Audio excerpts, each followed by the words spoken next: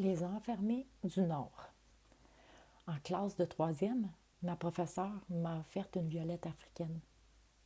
Cette violette était pour moi, égoïstement pas aux autres, elle me l'avait donnée à moi. Je devais seulement l'arroser et la contempler, enlever les feuilles mortes et parfois lui parler. Mon professeur savait avec délicatesse la graine qu'elle venait de semer. Insouciante, je la regardais, comme si tout arrivait à s'éclairer. Il y a de ces gens qui traversent votre vie en vous laissant en chemin de l'amour gratuitement, sans attendre, et par la suite repartent tendrement en vous laissant un parfum d'enchantement. Nous étions dans la classe située au nord. À cet instant présent, l'avenir venait de s'ouvrir devant moi. J'ai entrepris de dessiner ma vie. Je suis repartie sans réfléchir, comme un enfant, cette plante de ma troisième année, cette figure de mon enfance, mon passé dans cette classe aimante et patiente, cette fleur, encore aujourd'hui, caresse mes narines de son odeur. Je reparlerai avec tendresse de cette professeure. Mon pays, pour moi, était tout petit. Les gens étaient tellement grands. Ma province, encore plus minuscule, et mon quartier, une maison de poupée, une école, un parc, des rues, une glissade, une dispute, une peine et le premier amour d'un ou deux jours. Tout était parfait. Je voyais tout d'une beauté naïve. J'avais confiance. Les parents disaient que mon pays accueillait les gens de pays différents, les familles sans défense, les enfants abandonnés, les gens des pays en guerre, affamés, privés de tout ce que l'humain a de besoin. Tout était pour moi assez grand. J'avais toute la place imaginée dans ma maison de poupée. Enfin, nous étions amis, attendant de devenir adultes pour se retrouver. Pendant que nous tournions sur une boule à toute vitesse, volant notre temps, nos moments qui finiront avec le vent par être oubliés. Notre pays offrait couvert, maison et prospérité. Aujourd'hui, il offre la division, l'absence de fondation, la faim, la persécution, nous laissant à l'abandon d'une vie sans sens. En jeunesse, passant prendre l'argent des plus riches pour offrir aux démunis, souvent les pauvres étaient plus riches que les riches à l'âme pauvre, de sens, de respect, d'amour et de foi. Je repartais avec un peu de ménage de pauvres gens et un peu de colère de gens riches de fric, d'avoir dérangé leur intimité. En étant naïve, j'avais envie de changer le monde. Mes amis couraient avec moi, étourdis, dans ce parc d'attractions où toutes sortes de couleurs naissaient et illuminaient nos yeux de questions. Ensemble, on avait envie de savoir l'accent, la culture, le langage et l'histoire. Leur ancienne vie qu'ils avaient envie de nous partager, aussi triste soit-elle, qu'on avait envie de consoler. Nous nous aimions, nous avions confiance en nous. Enfants, nous étions des aimants, deux pôles qui se rejoignent sans même devoir y réfléchir, juste pour l'instant présent. Qui es-tu? D'où viens-tu? Parle-moi de toi. Dis-moi comment tu vas. Oh, mais je viens tellement de loin. Dans mon pays, il n'y a que des morts. Mes parents perdent la tête, le sens et la vie. Par bateau, nous sommes arrivés et de là nous sommes partis. Moi et ma famille pouvons maintenant marcher en toute sécurité, ici, avec vous, et même étudier sans avoir peur d'être chassés ou effacés. Revenant à la maison, parfaitement heureuse de mes nouveaux amis et remplie de questions innocentes, j'avais beaucoup de gens différents chez moi. Des handicapés venaient manger le week-end et parfois passer la journée avec nous. Ces gens différents étaient tellement pareils à moi. C'est les vieux qui ne comprennent pas. Ils sont trop vieux. Nous, on est vivants. On joue à la cache-cache, à la tag, au ballon et aux billes, insouciants de l'avenir, s'accordant et s'aimant tout simplement. Aujourd'hui, mon pays prend l'argent des pauvres pour soutenir les riches. Il omet de fermer les portes à la violence, à la pauvreté, la délinquance, le crime et la guerre. Par la suite, de nous avoir rendus dépendants, par la suite, de nous avoir volé et exigé un gouvernement instable et incapable, nous devons nous retrouver et retourner dans cette classe de 3e année, au nord, avec notre professeur à fleurs qui aimait chacune de nos odeurs, nos couleurs, nos âmes. Je reparlerai avec tendresse de ce professeur.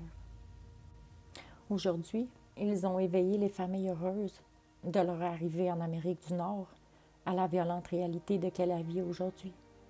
Sans pardon, avec grossièreté, ces gens qui disent s'aimer sans soulever le pied, ces petites épiceries que nous avons engrossées, nous mangent maintenant à même le couvert une partie de notre vie.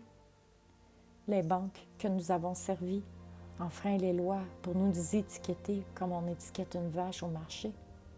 Les frais absents de l'éducation pour les démunis ont servi à acheminer leur écrit par les bien nantis en nous laissant innocents. En nous endormant avec des histoires irréelles le soir, leurs films, leurs chansons et leurs cassettes qui roulent constamment avec l'argent. Pour redevenir encore moins éveillés que la veille, les hôpitaux censés nous soigner, pour la majorité qui en sont ressortis avec des frais à vie, avec de moins en moins de soins et de plus en plus de drogués. Nous nous sommes réunis ensemble pour essayer de changer une vie, une destinée. Nous nous sommes réunis pour rire et échanger, étudier et espérer.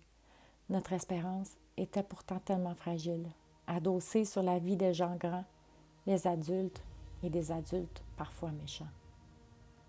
Nous les entendions en écho parler de sales couleurs, odeurs de nourriture nauséabonde, car différente de la nôtre, en n'oubliant surtout pas de mentionner les yeux bridés. Une de mes amies n'avait pas le droit d'aller chez les hindous ou africains d'à côté. Ses vêtements revenant sales et puants, disaient ses parents. Déjà, assise sur le perron, je sentais que quelque chose clochait. Pourquoi quelques parents étaient méchants?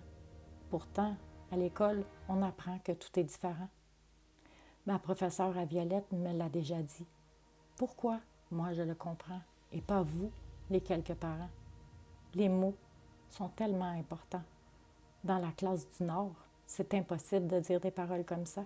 Les mots sont si importants. Ma professeure à la Violette m'a expliqué que quelques n'étaient pas tous. Les mots sont si importants.